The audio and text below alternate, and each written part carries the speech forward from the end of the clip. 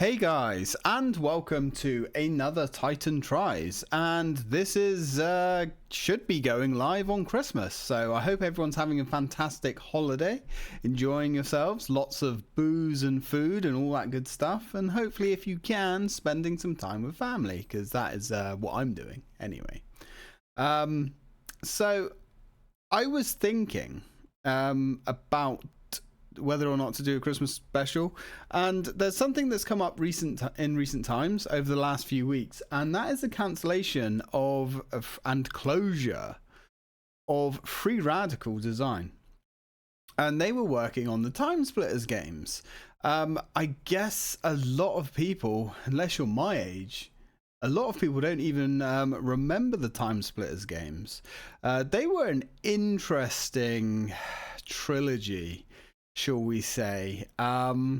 They came out on the PlayStation 2, Xbox, and the GameCube, and they were very, very full package games. Well, at least two of them were. The one that we're looking at today, which I don't have the box for because like an idiot I've lent it out to someone. I've actually lent a lot of my PS2 games out to someone. But I remember when the PlayStation 2 first launched, and my friend, actually my stepbrother, Andrew, he and my older brother would often meet up over the weekends. Everyone would come to mine, and we would play whatever was current at the time. I remember we used to rent games, and we would spend the entire, weekend renting a game and just trying to get through it as quick as we could. We would stay up all night. We would eat spoonfuls of coffee to stay up. This was much before the old Billy Whiz days and the smoking of the devil's lettuce. This was when we were much younger. So we would eat coffee to stay up and try and get through these games. And one of the games that I vividly remember us renting was actually Resident Evil Gun Survivor. But what I'm thinking about with this particular episode is TimeSplitters. I remember when Andrew came over, he brought his brand new PlayStation 2 that he had just got for that Christmas. It would just come out, and he brought over a little game called TimeSplitters. Now, I don't think at that point I'd even heard of this game. He had some other games as well, like Smuggler's Run and things like that, and I don't really remember. We played a little bit of those. But what was kind of unusual when we got a new console and a load of games, we'd rotate through all of them. But the entire weekend was spent playing TimeSplitters, the very first game. Only came out on the PlayStation 2. And it's an interesting game to go back to now because it is so basic to the point where I think if it came out today, I don't even think it would qualify as a demo, to be honest. And you'll see what I mean in a minute when we start getting into it. So the company that made it, Free Radical, they were actually ex-Rare developers.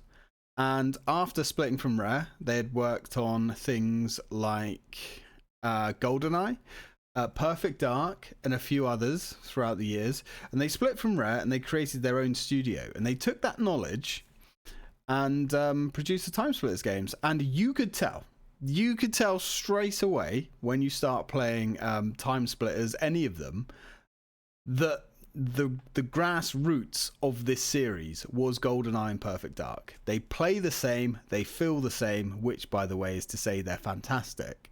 A little bit crusty, a little bit aged. But yeah, it was quite a beloved series for a while. It's actually a series that I genuinely believe, and I will die on this hill, it came out one generation too early.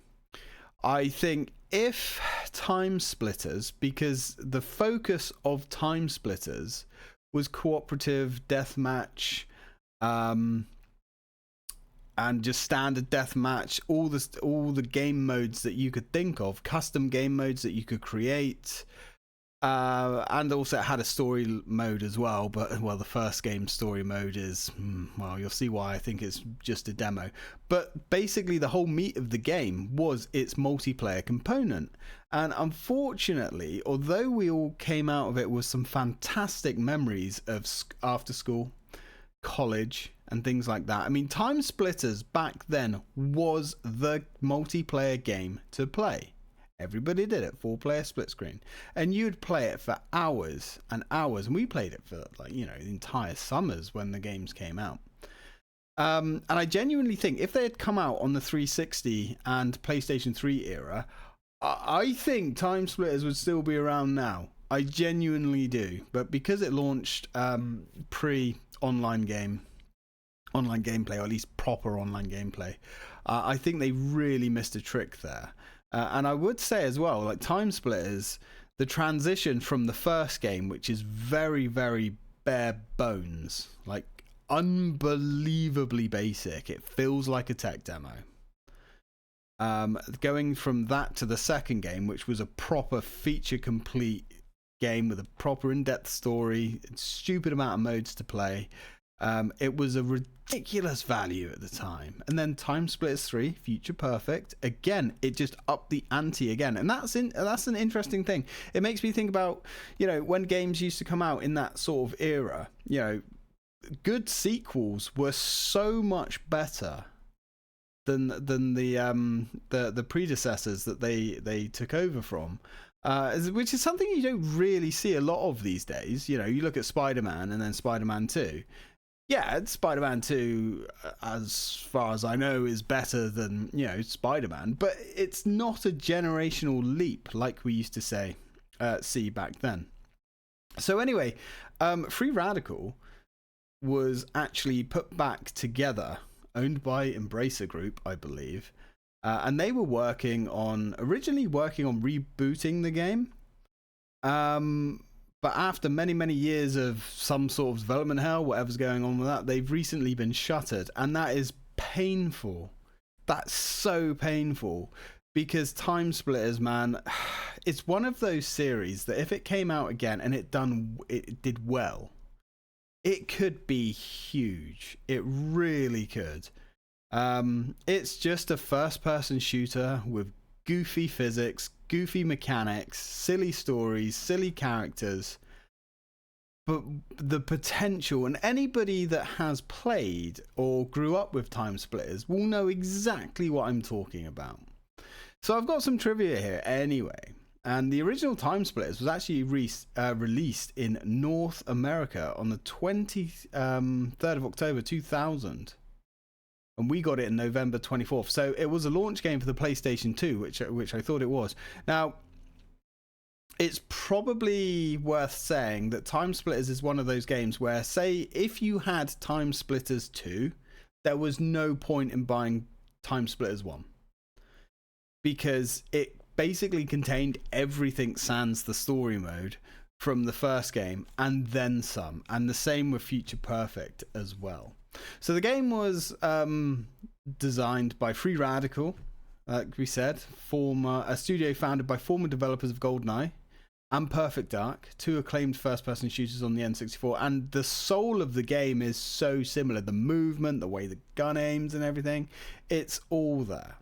The game's story mode spans 100 years and features 18 characters who travel through time to stop the TimeSplitters, an evil race of mutants. I thought they were aliens. Okay, mutants who are disrupting human history. So time travel is a big thing. I'm pretty sure in the original game, the one we're going to be looking at today, you only get story in the manual because the game itself is so basic. It's funny looking at it now because if that came out at a full price these days,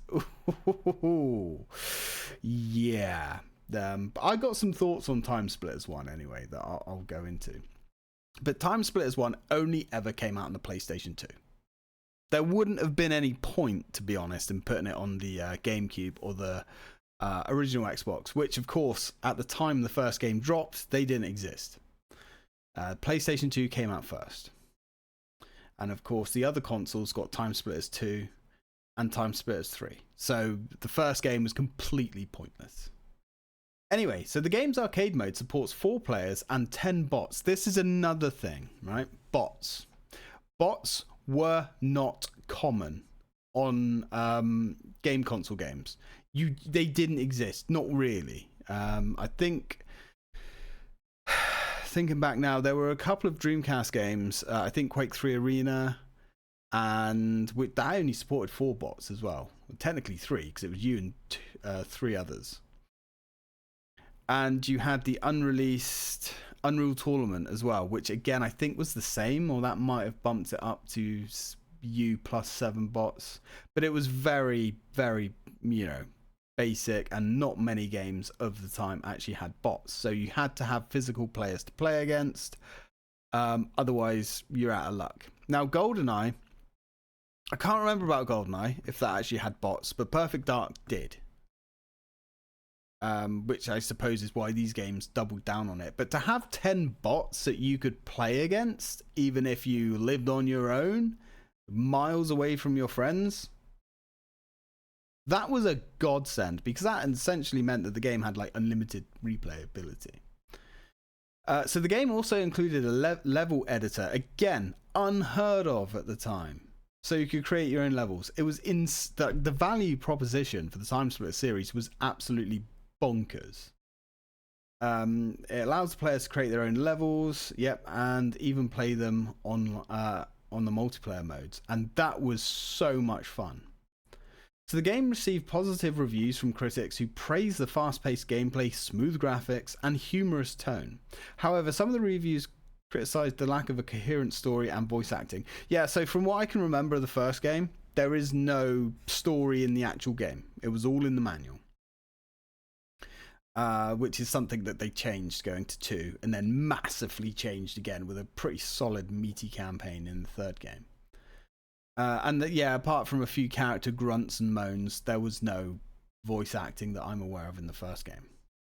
So the game was followed by 2 sequels, TimeSplitters 2 in 2002 and TimeSplitters Future Perfect in 2005, which improved on the original game's features and added more content and modes. Now, interestingly enough, if you look, so TimeSplitters 2 came out 2 years after the first one, and TimeSplitters 3 came out 3 years after the second game. That's quite a big development gap between them that you didn't really see. I mean, back on the PlayStation 2, it wasn't unheard of to get yearly sequels. And I don't mean yearly sequels like Call of Duty that are being made by different teams in the background. I mean, one team was creating a game every year. So they put a lot of work into the TimeSplitters series, and you can absolutely see it. It's all over the place. And that leads me to my thoughts on why TimeSplitters is the original game, is why it is. I think they spent most of their development time getting their engine and their technology in place, and they just strapped a basic game around it, so they've got something to push out the door to sell. Which sounds a bit scummy when you say it like that, but it's actually quite smart, and it paid off, because they pushed a product, kind of like a beta, a demo, out the door, sold it for full price, and then they used that money and reinvested it and made TimeSplitters 2, and my God, you could see that was money well invested. And then TimeSplitters 3-year development cycle for that, which is insane, up the ante again. And I remember that was an amazing Christmas, sitting down with the PlayStation 2 and actually seeing that game, because the game was really fast, really smooth. The controls took some getting used to, because we were in the no man's land of first-person shooters back then. And there was no, one-size-fit-all sort of scheme that we have now. So, and thinking about that, the closure of Free Radical kind of hit home a little bit, when I heard about it. I kind of hoped that Sony or Microsoft would scoop them up and pay for it, because the potential for TimeSplitters is huge. Even if, right, they didn't bring out a new game, They just released a TimeSplitters compilation. Yes, I know, another remake, but for TimeSplitters, it makes sense. Just bring out a TimeSplitters game with the campaigns of the first 2, possibly 3 games, if you want to call the first game a campaign, and then just a shit ton of multiplayer stuff. Sell it at 50 quid, and that would sell. And that would be an interesting proof of concept to see, to you know, maybe warrant a TimeSplitters 4. But I guess at this point in time, we will never know. Anyway, guys, let's actually hop over to some gameplay, shall we?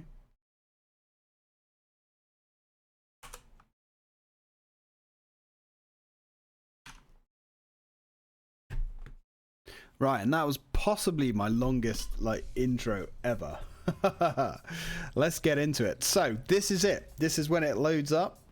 You've got your first player, and then if you have other players plugged in, you can just go straight into 2-player, 3-player, 4-player from here. Bearing in mind that if you are playing this on the PlayStation 2, which you would be because it only came out on the PlayStation 2, you would need a multi-tap for 3 players or 4 players. Anyway, so as soon as we sign on here, this is it. This is what you get. You get new player, and we are going to be Tytan. Now this game does not piss around at all. This game has a absolutely savage difficulty. It doesn't have a long story-based mission, but it's difficult. So you've got story or arcade. Now the meat of the game is here. You've got a handful of levels, literally a handful of levels, and I believe you unlock more levels by completing the actual single player. I believe that's how it works anyway. So we're not going to look at that just yet, but we are going to look at the story, which is this. That's the story. No flashy intros, no information on what you're supposed to be doing.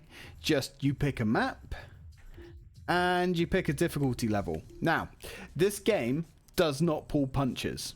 This is old school difficulty. Yes, you're going to have enemies spawning behind you. You're going to have enemies in blind spots that you can't see. You're going to die. You're going to have to start the level again. It is pretty unforgiving. Now, this game comes down to a logic that I don't really like anymore. And it's all about mastering the levels. You need to memorize where every single enemy is, where every single enemy spawn is, what the advantages and disadvantages of the weapons. Obviously, we don't have time to do that today, but we're going to have a little peek. So every level, you get to pick one of 2 characters, I believe. We've got Captain Ash. I believe Captain Ash is in every... I think most of these characters are in the whole series. And their art style is kind of basic in this game, but it did kind of get a little bit better as the games went on. Now, these characters, I believe as the games went on, they all got their own backstories, but nothing to that effect, I believe, in this game, unless there was some information in the manual, which I'd love to have a look through, but I lent it out. So we can play as Captain Ash or Lady Jane. No differences between the characters. They're exactly the same. So let's go for Captain Ash. Cheers. Cheers. And that's about all you get for your voice acting.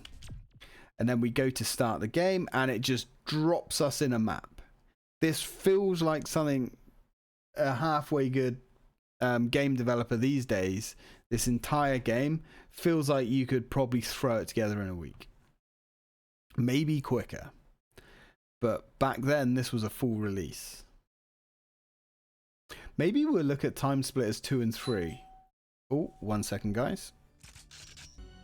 So the doorbell just went, completely destroying my train of thought, and nobody was there. So, let's go. This is what the levels are. You're just thrown in,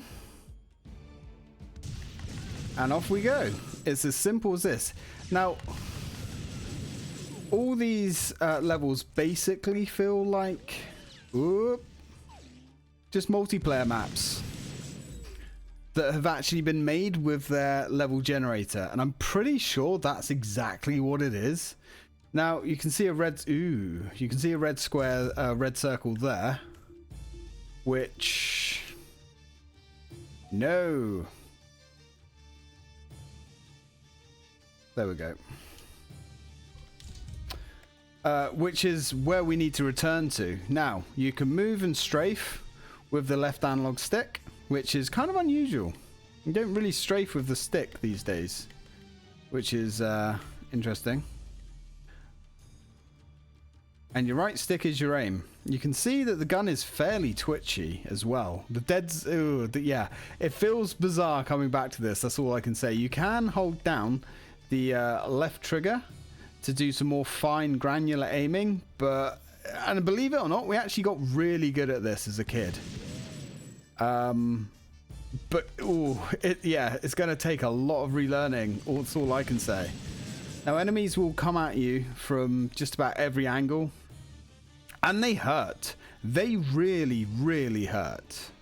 So here we are in Egypt, apparently, or in a tomb.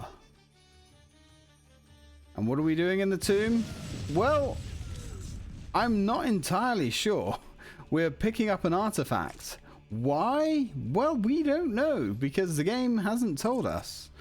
But it's to do with foiling the TimeSplitters in their attempt to disrupt humanity somehow. That doesn't make sense.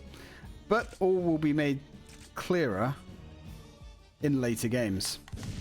Now, the storyline for TimeSplitters has always been a bit ropey and a bit incoherent because it's time travel, and it's kind of time travel done relatively poorly from a story standpoint. From a gameplay standpoint, whoa, it's a lot of fun. Now, these guns will fire as fast as you can pull the trigger, which is really cool. The guns still now, even today, feel really good to use. So the top bar there, we have an armor bar, which we don't have any of. The green bar underneath is our health, and that will get stripped away. Now, one bullet will just about kill us. Now, this is a TimeSplitters thing. Enemies teleporting in. They will teleport in relentlessly.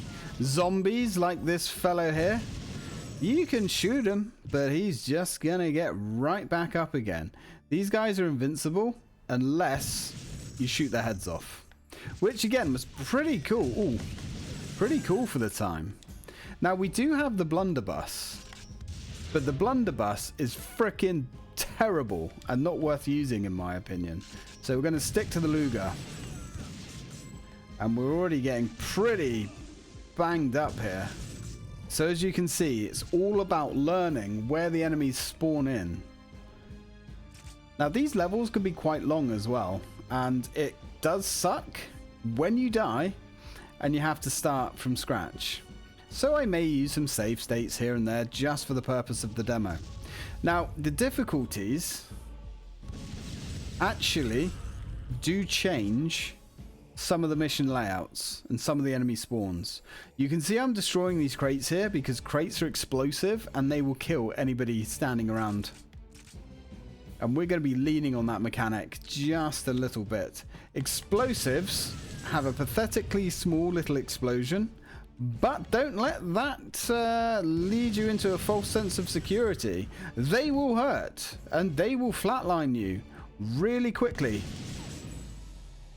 The damage radius is way bigger than the little explosion.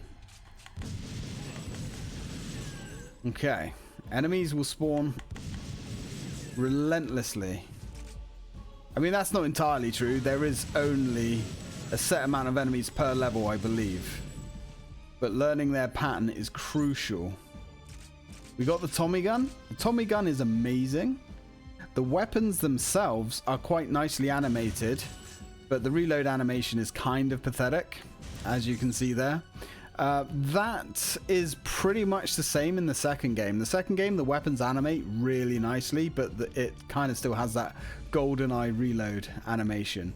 It was only when we got to TimeSplitters 3 where they started having proper full-on satisfying reload animations. Which is interesting because Perfect Dark had very, very sexy reload animations for the time. I can only assume because they started their own studio, they had a very shoestring budget. And you can really see that with this game. But what I'm genuinely pretty much convinced that they just, oh, hello, spent that time getting their technology into a somewhat decent standpoint, and then they launched into, oh, the mummies. Now, if I remember correctly, I think mummies have to be set on fire. Nope, you can shoot their heads off. Alright, good to know. There's some health there, but we don't need it. We heard somebody spawning in.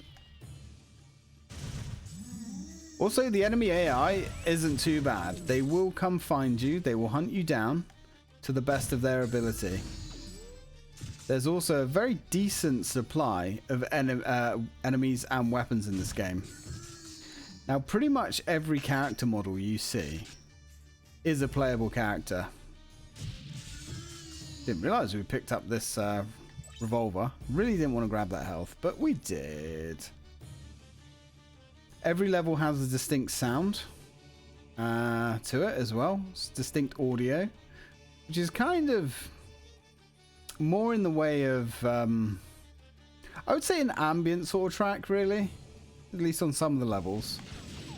Now, the same guy that I believe was responsible for GoldenEye and Perfect Dark did the audio, or the soundtracks anyway, for all of the TimeSplitters games. So there's a nice bit of consistency throughout the soundtracks. They do get more complex as the games go on, and as I suppose the budget's increased. But this is pretty terrifying stuff, like creeping around. Like, there could be enemies anywhere. And as I said, doesn't matter how far you get through the level, if you die, game over, man. There's the Ankh that we're looking for. Not sure why we're looking for an Ankh. Probably because Egyptian tomb. Alright. Ooh, hello. Got the TNT. Not really sure what the TNT does. I'm guessing it's a big bada boom. And we got his head off. Right, now, trouble is, most of the time,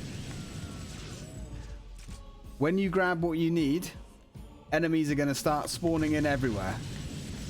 Now, these things that are attacking us, these are TimeSplitters. They kind of look pretty basic here. And you may notice as well, they're getting a free hit on me as well, which is a little bit cheeky. But that's TimeSplitters, unfortunately. Alright, we have no health left at all. And that's it. If you get hit, game over. And you can imagine how that went when we were kids. So anyway, if we hit restart, it's just going to dump us straight at the beginning of the level. So what we can actually do is end the game, confirm. We can quit. We can actually try playing on easy just to see what the difference is like. I know on the harder difficulties, it's basically like one shot and you're dead, which, yeah, we can update the data. Let's go for easy and let's see if we can actually get through. Now, as much as it looks like she's got a Tommy gun there, she doesn't start with a Tommy gun, unfortunately. Now, I don't think there's any more health pickups or anything like that. I just think the enemies do less damage. I know there are certain levels when you collect your objective on easier difficulties, there's more doors and things. There's like more direct routes to get back. So whether that's going to be the same on this, I'm not sure. We're already on half an hour though. Yeah, there might be less enemies, maybe. There's certainly not many so far. Good evening. Oh, man. Certainly seems to be a lot less enemies. And they are doing a very small amount of damage to us, which is interesting. Oh, there's a health kit there, so maybe... And the level's feeling a little bit more linear, unless that's me. There's a lot more blocked off pathways, which is curious. So basically the rub of, yeah, because that enemy's not there either. The rub of the story is these aliens are basically trying to destroy humanity by going back and altering the timeline. I don't know why they're doing these things, but they are, and they're being pretty dickish about it. We've got the Tommy gun. Let's lean on that a little bit. Yeah, I think there's more closed rooms than there were before. Evening. Your head's come off, pal. But the gameplay... Oh, look, there's the ankle ready. So that's interesting. You can't really even use the levels... or the easier difficulty levels to even learn the layout of the level. And there's the TimeSplitters. They do kind of look like weird bloody zombies for some reason. Not sure why. They sort of look like that in the later games. Now, this is a game where you don't really have to fight the enemies. You don't have to kill the enemies. You just have to get past and make it back outside. There was health back there, but we don't really need it. Although, I'm pretty sure I'm lost. This is definitely one of those games where you need to pay attention to where you're going, or you will get lost. Which is curious, because my navigation skills are pretty terrible at the best of times. Took his head off. Now, you definitely don't want to fall down there. In fact, I'm not 100% sure if we can fall down there. So we know we need to be heading this way. Right. This does seem like we're going the right way. Aha! We are. There we go, back outside. We've got some more dastardly TimeSplitters loading up. And we just hit the end point. And literally, that's it. Can you see what I mean by this game literally feels like a demo? It's kind of curious. But, you know, it is what it is. 20 kills without dying. I suppose, just for prosperity, we'll have a look at the Chinese level. That's the next one. Also, as the timeline advances, as you go... Hey, there we go. New playable characters available. As the timeline advances, we get more advanced weapons. Let's just stick it on easy, just so we can see some of the levels here. So, Detective Harry Tripper. Oh yeah. Oh yeah. And we have Lieutenant Christine Malone.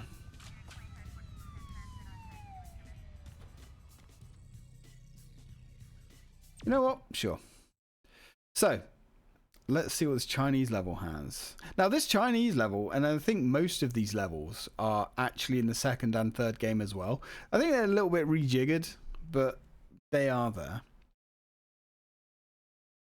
I also think like TimeSplitters 3 had an insane, absolutely insane level editor as well, which was always fun. Certainly takes some time to load. Right, so we've got a much more... Oh, we've got an Uzi. And we've got a much more modern pistol. Alright. Oh, the music on the stage. The music on the stage is fantastic. Got the M16 now.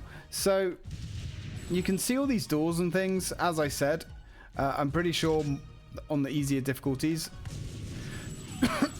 there are more doors and whatnot open. Which is kind of cool. And that's something that Perfect Dark and GoldenEye actually had as well. The harder the difficulty, the more objectives were added. This game also, for the time, has a really cool glass destruction system. Oh my god.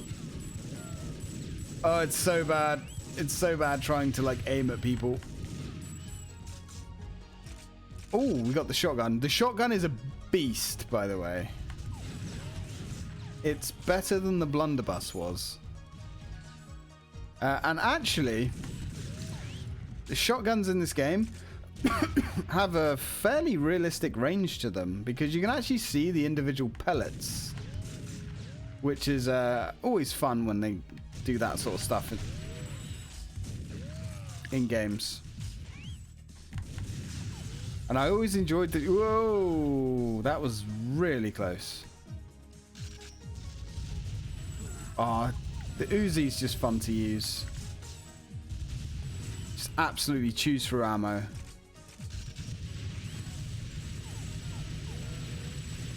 Now, I do vaguely remember something with this gong as well. Oh, hello. More shotgun. Yeah, we can't go through there. Maybe we can go through there on the way back. Pretty sure the gong does do something. I can't remember. Maybe I'm thinking of a different one. Whoa. And you can see the enemies are actually kind of stylized for the environment that you're in. Mummies and pharaohs and whatnot for the tomb level. Chinese chefs for the Chinese level. And like Chinese gangsters, I guess. Definitely going to want that health. But I have thought about oh, armor. First time we've seen armor. So I'm not exactly sure where we're going here. I'll be honest. And I am rapidly running out of time as well. I would have... Oh, hello. Where do you come from? Settle down, son. Aha, the kitchen. Is there chefs in the kitchen? Of course there is. Now all these characters are named as well, which is fun. I don't know what we're here to get. Ooh, we're going deep underground. This is like some gang hideout down here. That armor's really saving us quite a bit here as well. Now you'll see that the gun kind of auto aims. Ah, we're looking for a bag. Hey, we got the Uzis, time 2. Which is good, because we're about to have TimeSplitters trouble. Oh. Don't know how to get the dual Uzis out. I'm guessing TimeSplitters just constantly spawn. Just to kind of screw you over a little bit. Oh, hello. But the gameplay, like we can see, it's very fast, very fluid, and very fun. You can see there's like no ragdoll physics either. The enemies all have like pre-calculated deaths. And, you know, there's something to that, I think. It certainly adds a little bit of... Oh. Like it adds like some more interesting deaths, I think. Now I can understand why people go for physics and things, so they don't have to animate all those different animations, and it can look more natural. But you know, the bespoke approach is also pretty nice. Now, I don't know where we're supposed to be running to. Back here. Okay, so you always have to go back to the start. That's fair enough. And I mean, what you see here, this is TimeSplitters. At least this is TimeSplitters 1. And that is that. So, how do we exit? Press the start button. Let's have a little quick at a custom match, see what we can get. So the custom matches are literally... Oh, we got a new playable character. Sure, we'll update the saves. So if we get out of this, go to arcade. Let's have Chinese. We can have bag tag, which is basically you pick up the bag and you, as far as I know, you hold on to it for as long as you can. Knockout, I think, is fists or something. Deathmatch is standard deathmatch. I'm not sure actually. Knockout. And you can choose your bots. So there's 6 bots that we can have. Let's just go for a deathmatch. We'll go for 20 points. Kills, losses. You have time limits, team play. We'll put on a team. I don't know what that means. Friendly fire, all that kind of stuff makes sense. So you can choose your different weapons, sets, remote mines, all that kind of stuff. You can choose how... Oh, you can set up custom bot sets. I remember this. So if you've got your favorite characters that you like, you can do all that, which is fun. So you can fight against the enemies that you want to fight up against. You can turn on 1 shot, 1 kill. Man, that was a lot of fun back in the day. Let's go with like plasma weapons. So we've got Deacon Swain, Chastity Detroit, Cultists, Chinese Chef, Captain Ash, Lady Jane. We got any? Okay, so they're the only characters that we've unlocked so far. Let's go with this dude. I hope you're ready, buddy. Oh, we've actually got 3 players on our team. 4th, because we're red. Ah, that's an unfair advantage. It's actually interesting. I think this first TimeSplitters game is actually way more basic than even I thought it was. But this doesn't mean it's bad, you know. There was a lot of fun to be had here as a kid. So, oh. Now, this is just a free-for-all, kill 'em all. Whoa, jeez. Oh, we've got the rocket launcher. And the ray gun. Very nice. Now, you can shoot through windows, I believe. Yes, this game still has it, you know. I'm sure the gong did something. Yeah, maybe I'm thinking of like the second game. But you can see the bones that this game has when it comes to its multiplayer suite. Oh! Grenade launcher. Oop. Also, it's worth noting that a lot of these guns, not all of them, but a lot of them, have a secondary fire. And that guy's red. Kind of difficult to work out who's who. Oh, killed by teeth mummy. We don't like mummies that have teeth. Oh, we got the minigun. Dude, everybody knows I'm a sucker for a minigun. Not much going on out here apart from a rocket launcher. I'm not a huge fan of the rocket launcher. I think we'll stick with what we've got. Oh, son of a bitch. You bastard teeth mummy. I'm going to burn your ass. Oh, there's the minigun. Lovely. Now, I don't know where we are in regards to Ask Hickory. Come on now. Yeah, so the minigun, the secondary fire, it just massively increases the rate of fire. So that's worth knowing.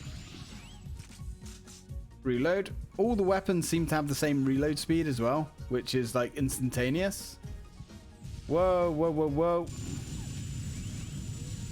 Woof. Son of a bitch. Oh, hello. Come to daddy, teeth mummy. So we're on 14 kills. Oh, got some armor as well. Very nice. So we've got the minigun. Oh, I remember this weapon. Yeah, these shots actually like bounce around the map. Anyway, guys, that's TimeSplitters. That was fun. I really enjoyed going back and playing that once again for you guys. I hope you enjoyed it. I'm going to leave it here because I'm expecting my cousin to come down for the great present exchange. And I hope you guys have a fantastic Christmas. And I hope you've enjoyed this. So, as always, guys, till next time.